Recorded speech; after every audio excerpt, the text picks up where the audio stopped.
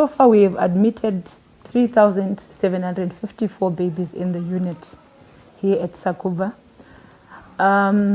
Unfortunately, we lost 2 babies in the unit, and we also lost 5 babies at home. Most of our babies, they make it. In Zimbabwe, the Kangaroo Mother Care innovation is supported by the Health Development Fund, HDF, a multi-donor fund that seeks to support the government of Zimbabwe to provide equitable access to high-quality health services for women and children. Managed by UNICEF, the HDF is funded by the European Union, UK aid from the UK government, Irish aid, the Swedish government, and Gavi.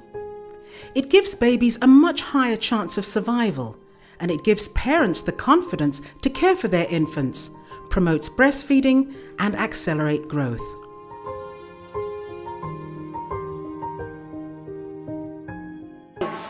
They're just dying. There is no urgency, there's no priority, and nobody is listening to us. I've written 1 million lists, I've knocked on 1,000 doors. I come to work and I do my very best, but my output are stillbirths, my output are disabled babies. Elective lists are not being done. We wait for it to become an emergency. When it becomes an emergency, I'm given a baby who has hypoxic brain injury. This child now has permanent disability. This is not acceptable. Then we need to put a pedal on the accelerator, start them on chemotherapy. Then 2 weeks later, the syringes are finished. What do? Interrupt treatment? Then we restart and it doesn't work? What have we done for them? There is no urgency. I'm here because I'm desperate. I have tried, we have tried, but I feel that we're not getting heard. We need to move. I'm so sorry, but this is really heartbreaking for me, and I'm very sorry that I'm being very unprofessional, but we're struggling with the work. It's difficult to fathom, but the sad reality is a staggering number of mothers and babies in Zimbabwe died during birth from causes that are often preventable. 97% of babies who arrive into our nursery have hypothermia. A Mashumba is a doctor in Zimbabwe who is working extremely hard to be heard in order to create change. The tender process is costing lives. They're just dying. We're not able to meet those needs because we don't have all the materials we need. We've had a lot of support from donors and from the government.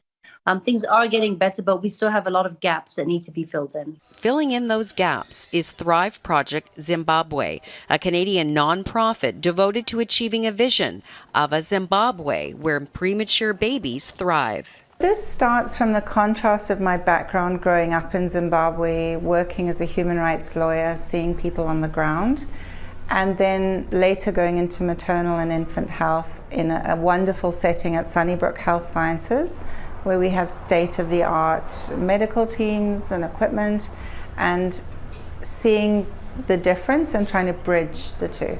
What is the current state of healthcare in Zimbabwe? Healthcare is in a dire situation right now. One of the hospitals we're supporting in Pilo saw 4,000 premature babies in 2 years, issues with just basic supplies for infection control, gloves, hand sanitizer, scrubs. Some of the doctors are taping plastic onto their clothing to go into the OR.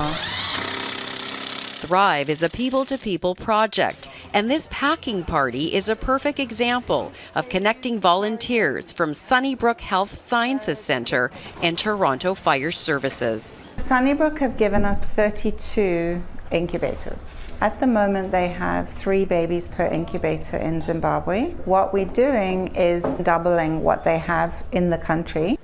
Each incubator is crated and packed with baby clothes, medical supplies, and handwritten notes of encouragement ready to be shipped. The time that they're spending packing these incubators and transporting ready to be shipped. The time that they're spending packing these incubators and transporting them to us is going to make a huge difference. Thank you so, so much.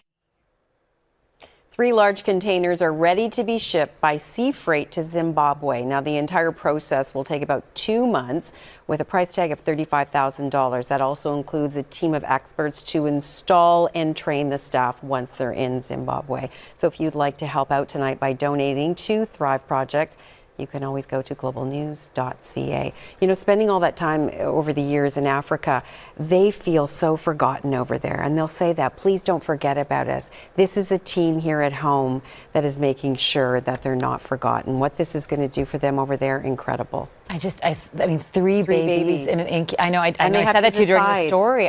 My son was in the NICU. I can't even imagine, with all the equipment that they have, but this is what they have to do. Their immune systems are so compromised, you know, mother and baby. So this is going to really help out. What a great